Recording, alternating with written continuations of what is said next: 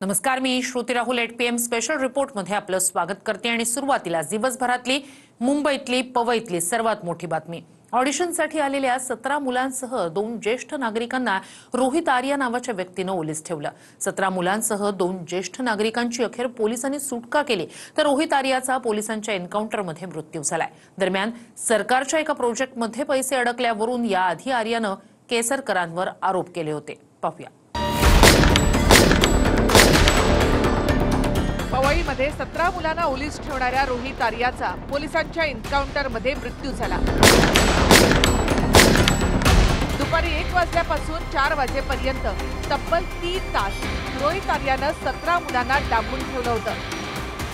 2 वाजल्यापासून पोलिसांकडून रोहित आर्याला शरण येण्यासाठी विनंती केली जात होती। रोहित आर्याकडे एअरगन होती, फायरिंगची धमकी देत होता। माझ्या एका नाहीतर स्टुडिओला आग लावी अशी धमकी आर्या देत होता। पोलिसांनी रोहित आर्यावर गोळी झाडली। गोळी रोहित आर्याच्या छातीच्या डाव्या बाजूला लागली। हॉस्पिटलमध्ये रोहित आर्याला मृत घोषित करण्यात आलं। पवई पोलीस स्टेशनचे सहाय्यक पोलीस निरीक्षक अमोल वाघमारे यांनी गोळी झाडली। असं वाटत होते काय म्हणजे क्रिमिनल घुसलेत का इकडे, असं वाटत होतं। म्हणजे एकदम म्हणजे अतिरेकी घुसतात ना, जसा माहोल होता तसा माहोल झाला होता इकडे। आम्हाला हेच कळत नव्हतं की आतमध्ये काय चालू आहे। त्याच्यानंतर माहिती पडलं की मुलांना आतमध्ये हे केलंय त्यांनी। पवई मधल्या आरे स्टुडिओमध्ये या मुलांना ऑडिशनसाठी बोलावण्यात आलं होतं। 6 दिवसापासून मुलं ऑडिशनसाठी जात होती। मुलं दुपारी जेवणासाठी बाहेर आली नाहीत। 17 मुलांना डांबून ठेवल्यानंतर रोहित आर्यानं सोशल मीडियावर एक व्हिडिओ टाकला, ज्यामध्ये माझं म्हणणं ऐकून घेतलं जात नसून काही प्रश्नांची प्रशासनानं उत्तरं द्यावीत असं आर्यानं व्हिडिओमध्ये म्हटलं होतं। स्टुडिओमध्ये रॉकेल सुद्धा ओतून ठेवलं होतं आणि मुलांना पेटवून देण्याची धमकी सुद्धा त्यानं दिली होती। कन्वर्सेशंस करने हैं और जिसके लिए मैं इन बच्चों को हॉस्टेज लिया है। The slightest wrong move from your end will trigger me कि मैं ये पूरा जगह को आग लगा दूं और उसमें मर जाऊं। मैं मर जाऊं या नहीं मर जाऊं, बच्चे अननेसेसरी हर्ट होंगे, ट्रॉमाटाइज डेफिनेटली होंगे। उसके ऊपर कुछ होगा तो मुझे पता नहीं।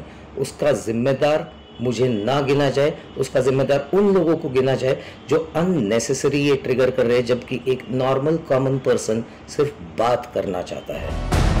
एकीकडे रोहित आर्यानं मुलांना ओलीस ठेवलं। घाबरलेली मुलं खिडकीतून बाहेर हात दाखवत मदत मागत होती। 2:15 वाजता पोलिसांना कॉल गेला। पोलीस आरे स्टुडिओमध्ये आले आणि घटनास्थळावरून पोलिसांनी बोलणी सुरू केली। त्याचवेळी बाथरूम मधल्या मागची खिडकी फोडून पोलीस आत शिरले आणि 17 मुलांसह एका ज्येष्ठ नागरिकाची सुटका करण्यात आली। इनिशियली मग आमच्या ऑफिसरनी त्याच्याशी निगोशिएट केलं। निगोशिएशन एकीकडे चालू होतं, दुसरीकडे लहान मुलंही होती, त्यांचाही जीव वाचवणं महत्त्वाचं होतं।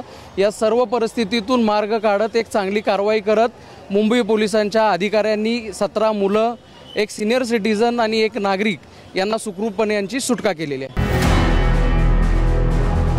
माझ्या प्रश्नांची उत्तरं द्या असं रोहित आर्यानं व्हिडिओच्या माध्यमातून म्हटलं। रोहित आर्यानं याआधी सरकारनं पैसे न दिल्याचा आरोप केला होता। मुख्यमंत्री माझी शाळा सुंदर शाळा अभियानातील PLC स्वच्छता मॉनिटर प्रकल्पासाठी केलेल्या कामाचे सरकारने पैसे दिले नाहीत असा आरोप आर्यानं केला होता। 2024 मध्ये केलेल्या उपोषणावेळी रोहित आर्यानं शासनाच्या विरोधामध्ये एक निवेदन काढलं होतं। मी आत्महत्या केली तर दीपक केसरकर जबाबदार असतील असं रोहित आर्य म्हणाला होता।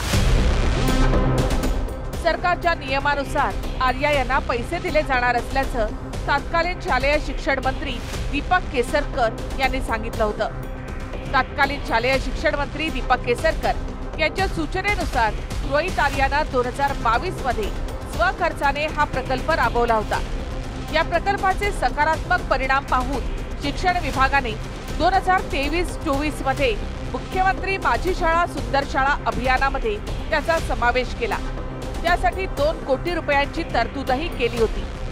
त्यानंतर मला बाजूला करून हा प्रकल्प चुकीच्या पद्धतीने राबवण्यात आला असा आरोप रोहित आर्यानं केलाय।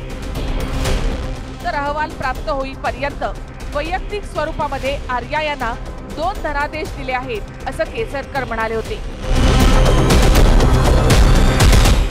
रोहित आर्या हे स्वच्छता मॉनिटर नावाचं त्यांचा एक कन्सेप्ट होता आणि आपली जी माझी शाळा सुंदर शाळामध्ये सुद्धा त्यांना काही काम देण्यात आलेलं होतं, परंतु त्या लोकांकडून त्यांनी डायरेक्ट पैसे घेतले अशा स्वरूपाचं त्यांच्याबद्दल डिपार्टमेंटचं मत होतं.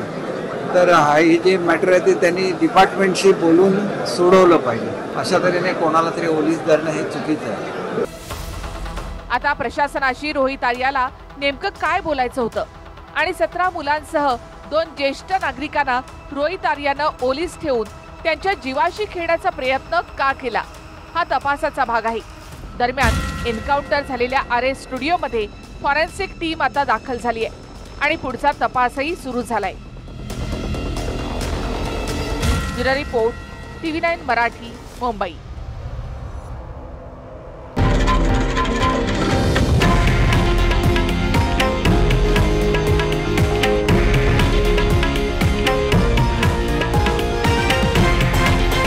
हे आहे देशातील नंबर 1 न्यूज नेटवर्क आणि आपण पाहत आहात TV9 मराठी, एकमेव.